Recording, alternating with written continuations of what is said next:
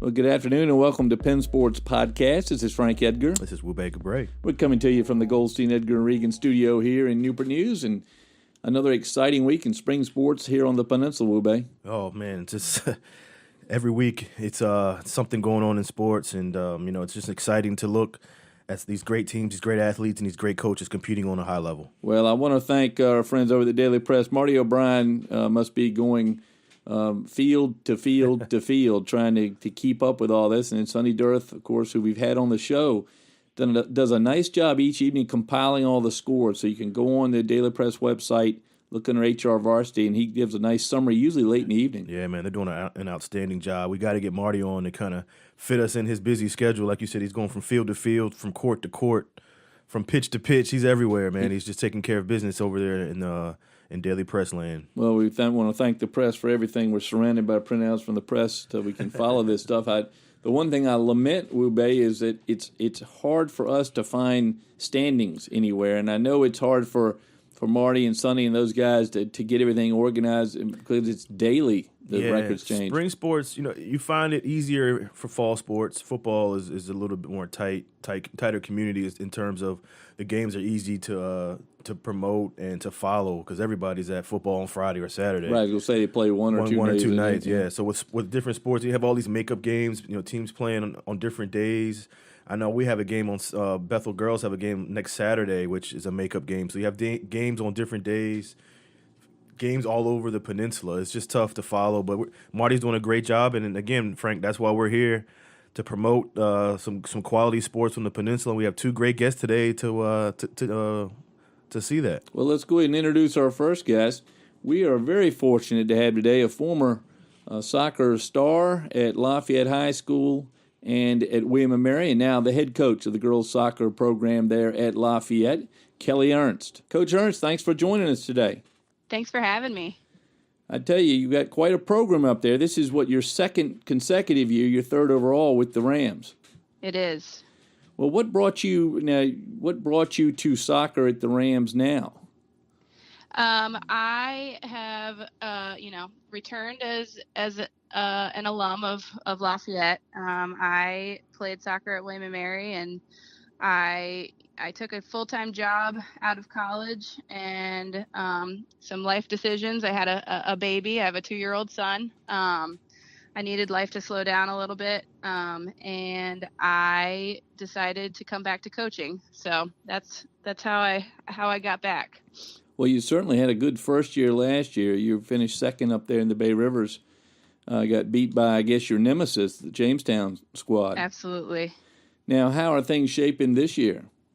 We have a strong squad. We have some holes to fill. We have some big shoes to fill too. We had a great group of seniors last year that played big roles and came up very strong for us. And we have some younger players this year. I didn't have any freshmen on the team last year, so we've got a couple freshmen that are going to step into those spots and develop through the years, which is really exciting for over the next 4 years. Well, now where does your record stand now? We are 2-2-1. And how do you feel overall? I know the season is a steady progression, so often early losses don't hurt you. You learn more from them than you lose in the grand scheme of things. But how do you feel about that start?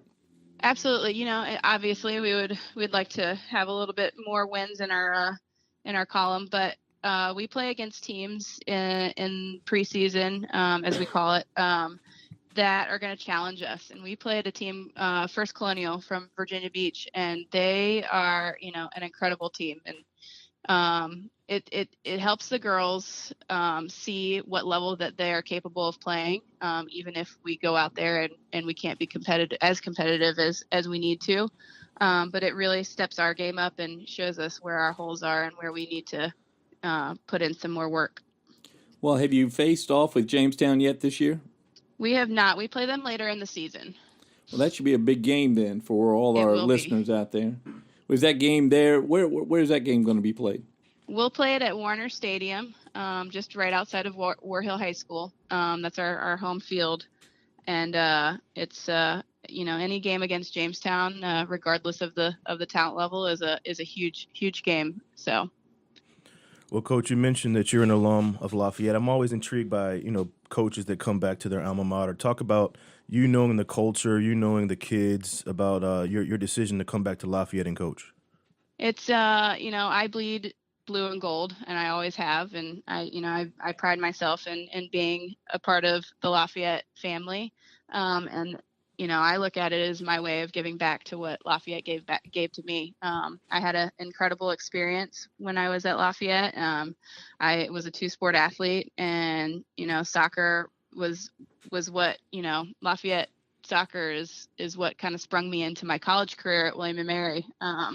So the things that I've learned through, playing at Lafayette and then even on into college, I enjoy giving back to the girls that are, show that passion that I had. And you mentioned William and Mary. It was, close proximity to Lafayette, right down the street. What was your decision into going to William and Mary, and talk a little bit about your career there? I grew up as loving the College of William Mary. It's an incredible program. I actually just got off the field from coaching with two of the William and Mary coaches this morning, and she was listing off stats that said William and Mary is the number 2 school with the most wins in Division I history, behind North Carolina, which North Carolina has an incredible reputation. So it's for a smaller school, it's a big honor to be a part of that. And I grew up going to camps and watching the team under John Daly. He was my coach, and when I talked to him, it wasn't a hard decision. It's beautiful here in Williamsburg, and the level of play for the soccer team was exactly what I was looking for, and it was an easy decision. Well, Coach, you had a very successful career there with the Tribe. What were you able to bring to Lafayette from William and Mary when you returned? I became a smarter player out of college, and that's technically, tactically, the style of play that we play and the formations, and just my soccer IQ was raised, and I was challenged so much that I put all of those the things that I learned from my coaches is how I put my style together. So that's what I'm giving back to the girls, and raising their level and bringing out things that I know they're capable of, and they just haven't been pushed yet. We've asked coaches who have returned, especially young coaches like yourself that have returned to their alma mater, what have you found that's different now for coaches on the varsity level from when you were a player? Do you find differences in in your coaching abilities there at Lafayette? Not so much coaching, but the game of soccer has grown so much since I was in school, and when I was in school, we had a lot of athletes and not so many soccer-oriented players. And now you get on these teams, these girls that have dedicated their time and efforts to being a soccer player, and it's incredible to see. And it's all the way around the country, and soccer's growing so much that it's exciting. It's moving in the right direction, and I think everybody's catching on to it. Well, I'm well aware of the level of support that some sports get up at Lafayette. Are you getting the support from parents you want? Oh, absolutely. We have a great group of girls, and that extends into the parents. And, we pride ourselves in, on and off the field, having the best, student athletes that we can possibly be. And that's a direct reflection of the parents. And I couldn't be happier. Another area that I talk to coaches about is how the scholastic athletics compete or are complemented by ASA or AAU type, travel ball teams. Uh-huh. And I know you have a senior, Hannah Potter, who was terrific for you last year, 20 goals and 17 assists on the season, that she has chosen to focus on her club soccer as she heads off to college. How did, with the exception of losing a player to that, which I'm sure is a positive for you, that you've been able to send one to that level of soccer, how do the travel teams complement or supplement your program? Like I said, soccer is growing, and a lot of these larger clubs and prolific clubs are going year round and are very high demanding. And it's almost as if you are, treated as a college player. And I fully support Hannah. I know exactly, where she's at in her game, and I know, the demands that are put on her, and fully support her decision to stay with her club, which will, in turn, help her at the next level as well. Well, Coach, you had a 10-game winning streak last year. You finished second in the district. What are some of the things that you're going to have to do this year to maintain that level of soccer, or even better for the end of the season coming up? Yeah, we have some big shoes to fill, and we're looking for those players that are capable of scoring big goals and big games. And on the flip side, we have two of our starters were center backs last year, and Elena McKnight is returning, and we have actually moved her into the midfield. She was a strong center back last year, and we've pushed her up to try to get her to get into that role of leading our attack along with Taylor Gubler and Bailey Gentry up top. But we've had to switch some things around, and we need to lock it down on defense, but we really need that person to kind of take over and get us some goals in some pretty important games. Well, it sounds like with a 2-2-1 record that you've got plenty of games to go this season. Is that right? We do. Is that weather related? It is. We got hit hard with the snow. We were supposed to play Menchville, and I think that one, got away from us. But we started our first conference game against or district. The district is no more. That's not how the style that the format we're playing anymore. But we started with Smithfield, and then we have a pretty heavy, district schedule ahead of us. Well, we join you in calling things the district because it was so much easier, and I hope that the VHSL will return to some semblance of locality in their designations. Agree. It certainly builds fandom. It does. Yeah. So, how many games away is the big matchup with Jamestown? I think we have a couple weeks ahead of us. I'm not exactly sure on the date.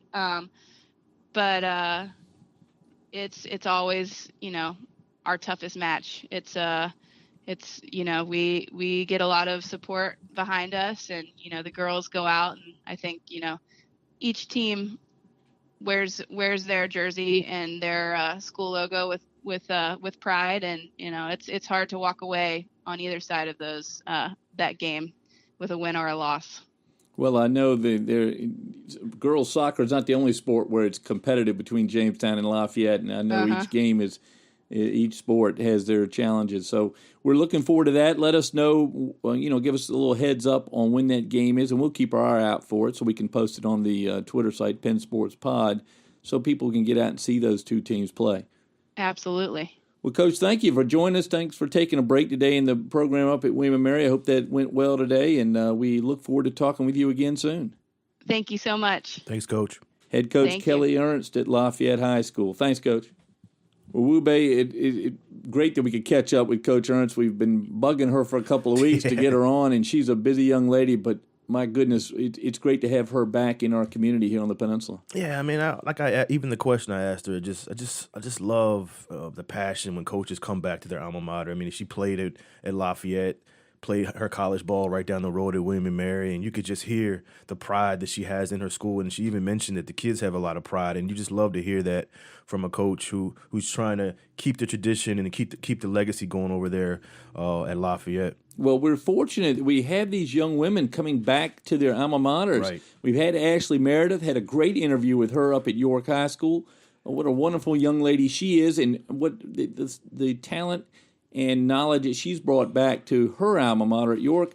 shows in what she's done up there. And now with Kellie Ernst, same thing. You're getting some high-level skilled individual to come back home and coach. Absolutely. She, Coach Meredith had 6 great years at Tab. She comes back to her alma mater. Shonda Bailey comes back to her alma mater at Hampton High.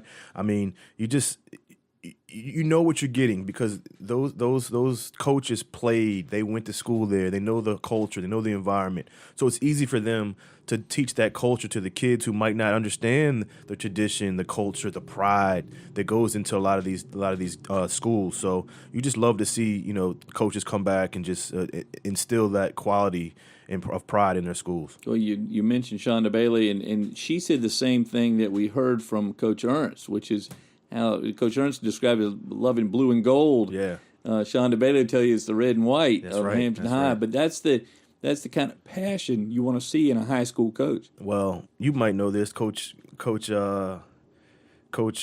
baseball coach Mitchell said there's a pride, but it's a crab of pride. So That's right. It's a different pride. But whatever school you go to, it's pride and it's legacy and it's tradition, and you always want to try to keep that thing going when you're coaching your alma mater. Well, when I hear Lafayette, I'm of the generation that thinks Ron Springs, and one of the first guys that my father said we've got to go see play before he goes to college is Ron Springs, who ended up at Ohio State and then the Dallas Cowboys. A lot of people forget about the athletes they got in. I mean, Lawrence Taylor, right? Mel Gray, like you said, Ron Springs. I mean, that Williamsburg, George Wallace. People forget he was a great athlete in Williamsburg. So, it's great to see and great to hear. And people always forget about the great athletes from Williamsburg. No, they do, and we've got a good one over here at CNU, Marcus Carter, who we're going to try to get on later. Let me this get spring. one shout out in recognition to a great friend of the program, and you know who I'm talking about, your sister. She's helped us out a lot, especially with the Lafayette and the Williamsburg community. Got to give her some props and a shout out, Frank. We got to give her some credit. Well, I do. Mary Berry up there in the Lafayette High School community and in the Williamsburg community, thank you very much for helping us to catch up with Coach Ernst in particular and Coach Bobby Woolham, who we had on earlier in our show. So great to hear from her. Lots of stuff going on in sports, but we go back to softball, Woo Bay. We got a good coach on to talk a little bit about one of the most exciting games of the season so far. Yeah, we definitely have to get his input and insight on this game that happened a couple of days ago. Warwick girls softball against Kickintan, 3-2 win by Kickintan. Warwick was undefeated, and now they're all tied for first place. It's a big jam up at the top of the standings. Warwick is playing a great softball, and they just caught a great night by Brooke Bond, the pitcher from Kickintan. She comes in and actually does it at the plate, if I'm not mistaken, against Warwick. So we're going to talk to Coach Dawson and see what he has to say about that. They're having a great season, and it's a great opportunity for him to talk about his program today. All right, let's get Jimmy Dawson in here and tell us a little bit about that contest. Coach, thanks for joining us this afternoon. Hey, well, thanks for having me. I know Woo Bay is chomping at the bit to talk to you about the game this past week. Woo Bay? Well, Coach, we just want to talk. I know we kind of jinxed you a little bit. I was going to talk about your undefeated season, but, you had a great game against Kickintan, and, talk a little bit about that game and Lindsay Modar, the way she pitched, and she's been having an awesome season. Well, we knew going in, to play Kickintan, they got a, outstanding pitcher herself with, Brooke Bond, and we knew that was going to be a tight game. And, Lindsay came out and she set the first 3 down with K's.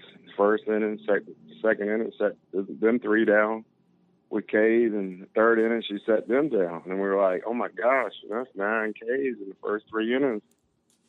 She's on a roll. But, we knew that wasn't, we weren't doing anything with the runs either. You know what I'm saying? We were, getting on base, but not producing. And, Lindsay, we played, good defense all the way through. And got to I think it was the 6th inning. We scored 2 runs. But I still had the bases loaded, no outs, and still couldn't produce. So, we only got 2 out of that. And, technically that was their inning to do something better. But get to the top of the 7th with a 2-run lead, and the girl come out their leadoff, which they're all good players over there. She got a single. Next girl came up and bunted, and we probably didn't make that out like we should have. And and had a hit and a walk, and before you know it was 3-2. Well, Coach, as a fan, it was a great game to be a part of, and you're still 7-1 at the top of the district.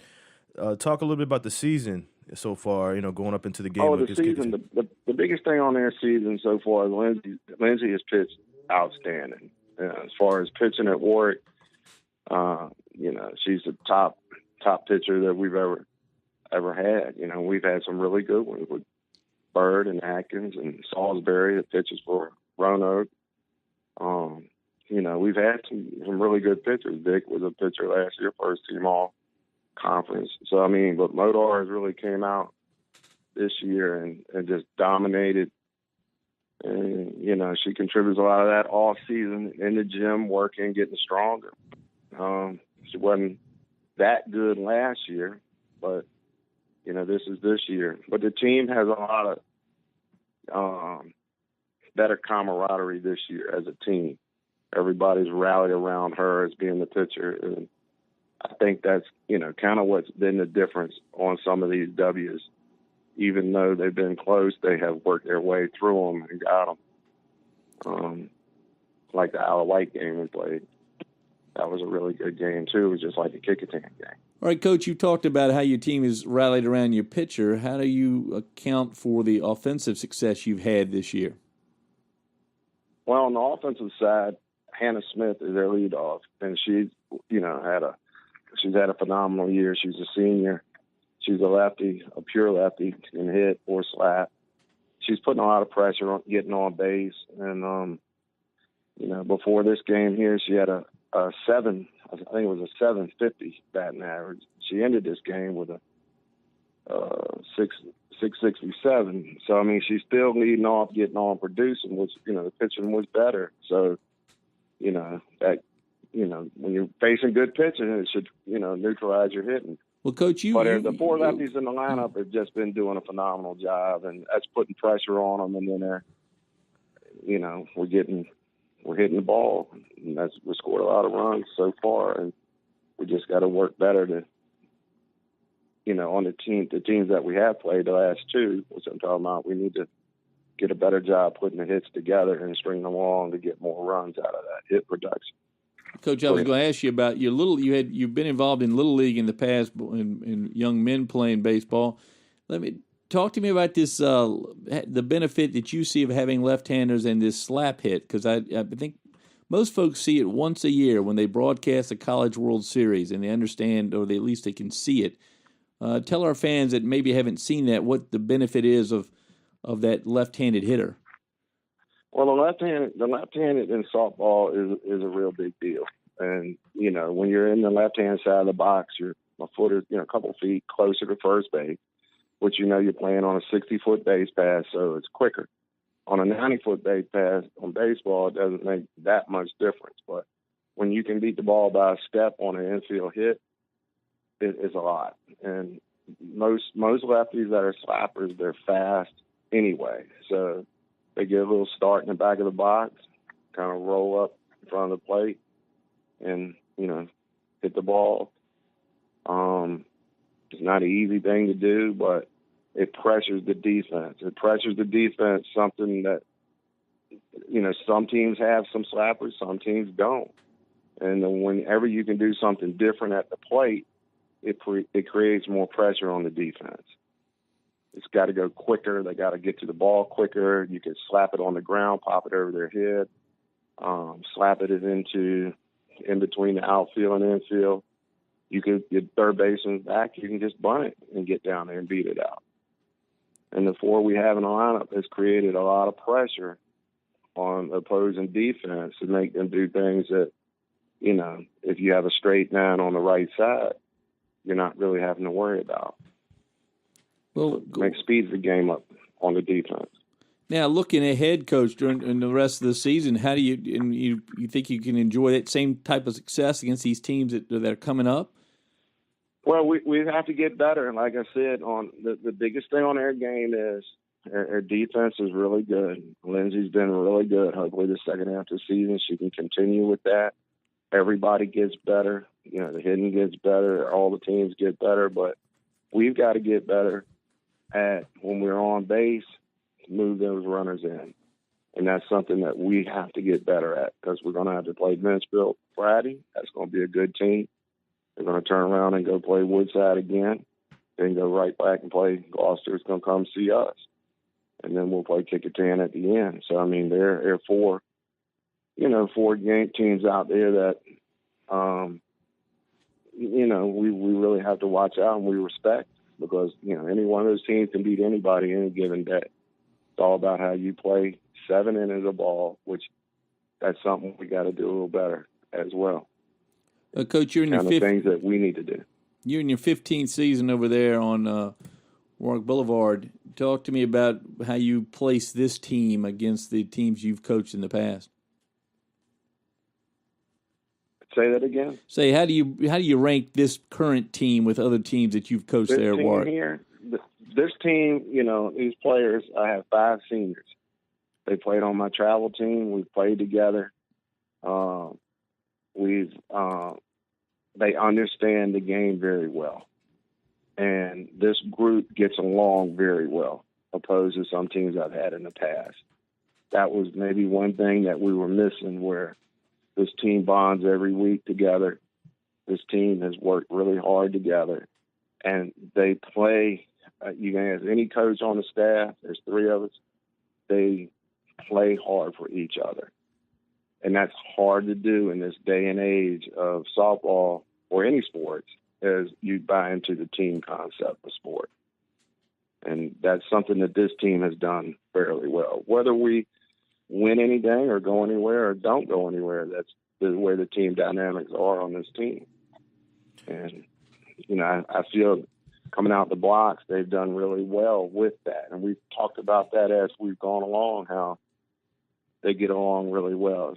Nobody is down. If somebody, strikes out, they're picking them up. And that's just hard to see in this day and age of athletes playing together like that.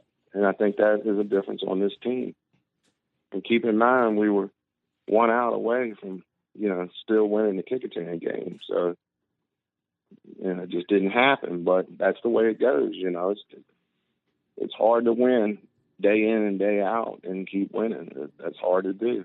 But I think these ladies will bounce back hard and come back this week strong and do what they got to do and stay focused. Well, Coach, like we said, you've been there 15 years and you've had success in the postseason, being at the top of the standings right now at 7-1. You mentioned the tough games you have ahead. What are some of the keys where you can advance possibly later in the season, in the postseason and beyond, with some of the keys, key players and key adjustments you have to make? Well, the key player, to advance in the regionals in the past, it gets all about pitching. And when you get and play those Southside teams, they're all going to have strong pitching. In softball, it's a pitcher-dominant sport. You have to have that circle that's good. So we have that with Modar. We have an outstanding catcher, Frankie Garner. She calls all the pitches. She's hitting over. Let's see, right now she's hitting. She's had a phenomenal year, a 409.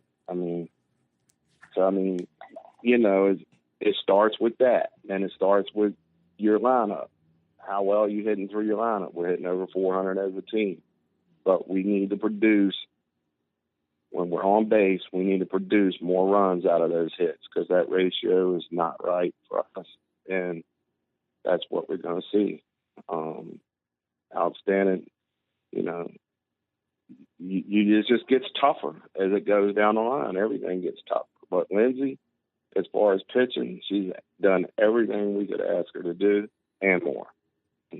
You get a perfect game going at top of 7 against Kickingham as a pitcher, you've done something. We just didn't close it. Well, it's not a bad time to, if you're going to suffer a loss, not a bad time to do it now, and then hopefully it will help. It'll teach your players about just what you're talking about, how to get that extra run across. I agree, and you learn from things that we need to do better, and you have to get better as a team. You can't come out the gates and we were really good the first 7 games, but then afterwards we were mediocre. That's not going to get it done. So to look at what you can control and look and see what can we do to make it better. And, work harder. Come to practice, be ready to go. Be hungry, work hard, execute, and do. And that's what this team, I think, is you'll see coming down the stretch. We all hope to see that we're going to finish strong and finish up top. Well, Coach, I tell you, I'm excited about what's coming up for you over there at Warwick. I hope some of our listeners will get out and watch these exciting games, and we hope to catch up with you after you have a deep run in the playoffs this season. So thanks for joining us today. Yes, sir. Thanks for having me. Thanks, Coach. Coach Jimmy Dawson over at Warwick High School. Thanks, Coach. Well, I've great to hear from Jimmy Dawson. I've known him for a number of years in the Little League context, but I didn't realize he'd been 15 years at Warwick, and what a great program he's building over there. Well, Frank, first of all, who don't you know? I mean, you know everybody, but 15 years, Frank, over at Warwick. He sits atop the Peninsula District right now with Kecoughtan and Gloucester. Classic game against Kecoughtan the other day. Brooke Bond and Modar pitching. And no matter what level, Frank, you know about the Little League level, high school, college, or pro. If you have your aces out there throwing Modar had a no-hitter going into the seventh. And he talked about this going into the postseason. When you play those teams on the south side, Chesapeake Beach, some of the Eastern District teams like Maury or Granby, you have to have your top pitchers, you have to have your defense, and you have to score runs no matter what level. You just got to bring it in that postseason. He's been to the postseason a few times. He knows success, but he's going to be really pressed to have Modar and a couple other pitchers produce for him. Well, I just an outstanding game over there, and I hope that our fans will get out and follow a couple of these teams and get to these games he's talking about because they are competitive, they're fun, and well played. And I would be remiss if I didn't mention a young lady that I know that contributed to the Kecoughtan win, Shelby Brown, who I've known and watched growing up over the past several years. Shelby made a nice catch of a fly ball in left field to in a tricky wind in that game to help stop an inning for Brooke Bond, and then she walked in the top of the seventh to help to load the bases with 2 outs to leading to the hit by the young lady Ms. Crampton. What's her first name? Hallie Crampton, who had the 2-run single to win it for or put the winning run across for Kecoughtan. So, Shelby, congratulations on your performance and on for the Kecoughtan Warriors. We don't want to lose sight of the fact that they got the win over Lindsay Modar, and we'll see those two meet again. We'll post that on our Twitter feed. And Brooke Bond went out. She had an injury, and she fought through it. She's been out for the last couple of days and came back and had an injury that I think she re-injured. But she said it felt better to win being hurt. Again, great game between those two, and they'll meet again later on in the season. Warwick is 5A just like Kecoughtan, so they're going to be fighting for that regional berth later on in the season. Well, I'll give Kecoughtan its props because Reagan Boone, Allison Revere, Hallie Crabtree, and then Hallie Crampton, along with Shelby Brown, getting those runs in. I've seen those types of games where the pitcher is dominant, and then you get just a little crack. And you try to take advantage of that. It looks like Kecoughtan did. Well, that's all it takes, Frank. Just a couple runs. We have your ace out there, and they don't need much. Just give them a run or two, and they'll take care of the rest. All right. Well, softball heating up here on the peninsula. Hope you can get out and see that. I tell you, we've had a lot of good ball games. We had another good ball game, the matchup between Woodside and Hampton this year, or this past week. Yeah, it wasn't favorable for Hampton. It was a 10-0. Win. Woodside beat the Crabbers. So that's 2 losses against Newport News teams for Hampton. They lost to Minchville earlier, and then they lose to Woodside. But Woodside's loaded as always, Frank.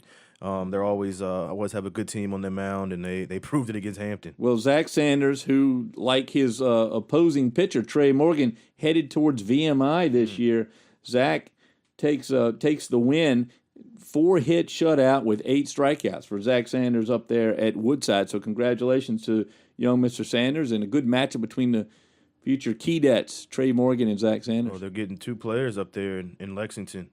And like you said, Sanders and Morgan are both going to VMI. And, again, Woodside's always loaded. Hampton, you just got to find another pitcher. They got to find somebody else that can help Trey Morgan on the days he doesn't pitch. Well, it's going to be a good a good rest of the season on Peninsula District and Bay Rivers District baseball. A lot of competitive teams around. We're going to continue to try to bring you the updates on that. I want to mention the highs and lows up at York High School this past week. Congratulations to the principal there, Shannon Butler, who jumped out of an airplane, but as a promise to her students for their raising over $15,000 for the Leukemia and Lymphoma Society. A nice video on the Daily Press. But congratulations to York High's Shannon Butler, and that's a terrific accomplishment. They raised just over $20,000 for that program, and requiring their principal to follow through on her promise to jump out of an airplane. And then, of course, the lows up there at York, they had the fight a couple nights ago.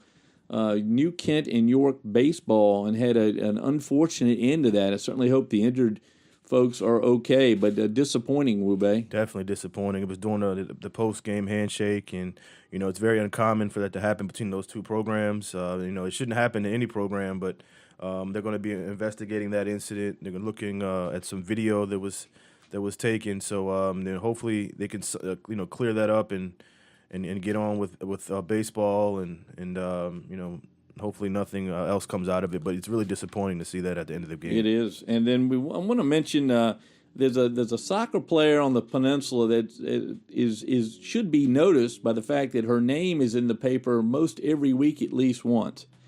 And that's Lindsay Kowalczyk over at Hampton Roads Academy. She's a sophomore over there. Lindsay is setting the world on fire in soccer. She had one goal the other night in the loss to Nansemond Suffolk Academy 2-1. But she's got 14 goals this season, Wube, already. At one game, she scored four goals against Walsingham Academy, I believe it was. But she now this is a young lady playing in a private school, so she was able to play in 8th grade and in 9th grade, and those years were 13 goals and 16 goals. And now she's at 14 midway through the season. Wow. So Lindsay, who is an accomplished equestrian as well, and does very well on the Saturdays and Sunday shows, she's an impressive soccer player. So congratulate to Lindsay, and if you can get out to see Hampton Roads Academy play soccer, keep an eye on number 19 over there. I definitely have to check her out. Scoring that many goals at that early in her career is a great accomplishment, and she does the equestrian thing too. So you love to see the multifaceted athletes out there. Well, her parents, Pete and Josephine, are friends of mine, and they have two children over there at HRA. Sophia, I believe, is her younger sister, and both of them are artists as well. So Lindsay, this tremendous amount of talent amongst with Lindsay and Sophia. So congratulations to them. And so I've got a note here that tells me that one of our crew members ran 5K yesterday, and I believe it. Mr. Gabray finished the Big Blue 5K yesterday in 50 minutes. In only 50 minutes. Yeah, and only 50 minutes. That include the Uber ride you took for mile 2? Well, yeah, that, and I had to cut through the middle of the course to try to get to the end. No, I mean, my wife runs them, and I made a promise that I would run, my alma mater's. I said, I'll run the OD one. It's only 5K, and man, trust me, I'm hurting right now, though. I'm in pain, but I did it. That's what we're spending so much time at the podcast. It's hard to get out and train. Exactly. Right? That's what I told her. That's really our downfall. That's what it is. You've had to sacrifice that. Sacrifice. Well, what do you hope to get out to see this week, Wube? You got some soccer over at Bethel? 4 games at Bethel this week. Tuesday at Heritage. We have Wednesday at Phoebus. Kickerton comes to home at Bethel. And then we're at, speaking of Williamsburg, we're at War Hill on Saturday morning. So now, is this any of this backed up from earlier games? Or the War Hill game is a makeup game, and I guess the Phoebus game is as well. So yeah, they're finally making up these games from a couple weeks ago. And then, of course, the Hampton Roads Horse Show Series kicked off last week at the Airfield 4-H Center over in Wakefield. My daughter and a lot of Peninsula riders, again, I mentioned Leanne Richardson, who's a Peninsula rider, and Kellen Sullivan, Reagan Campbell all competed. I know there's more. But there's plenty of Peninsula young people riding in the equestrian events. But the Hampton Roads Horse Show Series in a muddy, cold morning over there at the beautiful conference center in Wakefield. I don't think a lot of people know it's there, but it's gorgeous. Got a couple of rings, and Carla Francis of Riverdale Farm was the host this time, and it was a very nice event. So Holiday's still doing. Yeah, Holiday, or he's professionally known Roman Holiday, is had a good week. A lot of horses trudging through the slop there early. If you remember Saturday, it was so stormy, and then Sunday morning was beautiful, Yeah, it was. crisp, but still muddy. But the more shows coming up. You can follow Hampton Roads Horse Show Series right on Facebook and catch up with the shows there. And come out, if you haven't seen the sport, it's worth coming out to see. And we do hope that all of you would get out and support sports here, scholastic sports around the peninsula, all the way from New Kent to Hampton and from Gloucester to Smithfield. That's right. It's very important. That's what we're trying to here to do, promote the athletes, the coaches, the programs, but we need support from the parents and the fans as well. One more reminder: Election Day in Hampton, and I'm sure in other jurisdictions approaching May 1. And, of course, election to city council leads to support of school systems, leading to support of kids. So get out and vote for your candidates. Hampton's got quite a competitive race this year, so get out and support your favorite candidate and pick one that will support sports in the school system. And if you want to go back, Frank, we interviewed Mayor Tuck, Hampton Phoebus, I guess it was last season, who was very supportive of the athletic program. I mean, he played sports growing up. He went to Duke. We won't hold that against him. Yeah, we won't hold that against him. But he's very supportive. He loves LSC, the local sports channel here on the peninsula. So, like you said, it's very critical to pick the right council member that's going to help athletics and the school system as well. Very good. All right, well, that does it from the Goldstein, Edgar, and Reagan studios this week for Penn Sports Podcast. Follow us on Twitter at Penn Sports Pod, YouTube, excuse me. You can find all the shows on YouTube, and just search Penn Sports, one word, PENSPORTS podcast, and you'll come up with our channel there. And I want to thank our producer, Randy Begoli, who's had a wonderful week at Las Vegas. He looks like he's still wearing his clothes. He didn't come back in a barrel with suspenders, so he must have had some success. The fact that he came back, we're grateful for that. That is very good. Well, thanks for listening, and we'll catch you next week. See ya.